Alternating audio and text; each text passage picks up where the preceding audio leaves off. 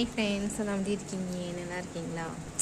சரி, அந்த 2 குட்டியில் ஒரு குட்டி என்னன்னே தெரியல. இதுக்கு பாருங்களேன், அந்த ஃபஸ்ட்டு வந்து இந்த கோல்டுக்கு இந்த ஏதோ பாய்சன் மாதிரி சாப்பிட்டு அதுக்கு மண்டெல்லாம் கிடுகிடுன்னு ஆரம்பிச்சு தெரியுமா?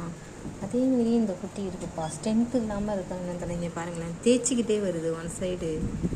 மண்டை நிற்கவே இல்லை, கிடுகிடுன்னு ஆடிக்கிட்டே இருக்குது. பால் கூட அதாவது குடிக்க முடியல. நானே இங்கு ஃபில்லரில் வச்சு பால் கொடுத்தேன் அதுக்கு. எப்படி தேய்ச்சிக்கிட்டு போகுது பார்த்தீங்களா? இப்படி தான் போகுது. பாவமாக இருக்குது. ஸ்ட்ரென்த்தே இல்லாமல் போட்டிருக்கா அந்த குட்டி. ரொம்ப மூஞ்சுரமாக இருக்குது இன்றைக்கி. கிட்டத்தட்ட 25 நாளைக்கிட்ட மட்டும் ஆகிடுச்சு. 25-28 நாள் ஆகிடுச்சு இந்த குட்டி போட்டு. இன்னும் பாருங்களேன், அப்படியே இன்றைக்கி இன்னமும் போட்டு ஒரு 5 days 6 days உள்ள குட்டி மாதிரியே தான் இருக்குது. சரி, இது என்ன ஆகுன்னு தெரிலப்பா. எனக்கு ரொம்ப கஷ்டமாக இருக்குது.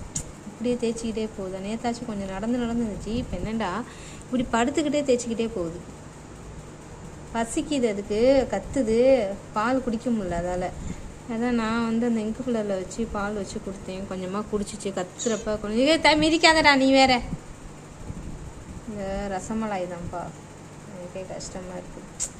அல்லு பாருங்க எப்படி படுத்துக்கிறான்னு. பிள்ளை மேலே வெயிட் வைக்கல, சும்மா படுத்துருக்கா. சும்மா தலையை வச்சுன்னு பாருங்க. ரொம்பவே செல்லம். ஏன்டி நீ போடுற குட்டியெல்லாம் இப்படியே ஆகுது? ஆமா, ஸ்ட்ரென்த் இல்லையாடி உனக்கு நம்ம குட்டிக்கு? ஐயோ, அது கையும் காலம் வதற கூட ரொம்ப கஷ்டமாக இருக்குப்பா. ரொம்ப கஷ்டமாக இருக்குங்க. பாருங்கள், குழந்த. அம்மா வேண்டாம்மா. இப்போ தான் கண்ணெல்லாம் தொடச்சி விட்டேன், முக்கெல்லாம். ஐயோ ஆமாம், இதுக்கு நீ குட்டி போடாமே இருக்கலாமாடி?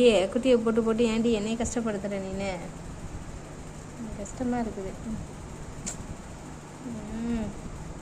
பால் அம்மாவுக்கு இருந்தும் குடிக்க முடியல பிள்ளையால். அப்படி நடுங்குது பாருங்க, விடன்னு. ஐயோ, என்ன பண்ணுறதுன்னு எனக்கே தெரிலப்பா. இதை கொண்டு போய் டாக்டர்கிட்டலாம் காமிக்கணும்னா எனக்கு முடியாது. அதை டாக்டரை கூட்டிகிட்டு போனால் அடுத்த செகண்டே வேலையை முடிச்சிடுவான் ஏதாச்சும் செஞ்சு. அதுக்கு அது இருக்கிற வரைக்கும் இருந்துட்டு அம்மாட்ட இருந்துட்டு போட்டோன்னு விட்டுற வேண்டியதான். எனக்கு அவனை கூட்டிகிட்டு போய் காமிச்சப்போ என் கண்ணு முன்னாடியே மடியோ ஏதோ உசுறு போயிடுச்சு எனக்கு. அம்மா, நீ அம்மாட்ட இடி. அம்மாட்ட எவ்வளோ நாள் இருக்க முடியுமோ நீ அம்மாட்ட இடி.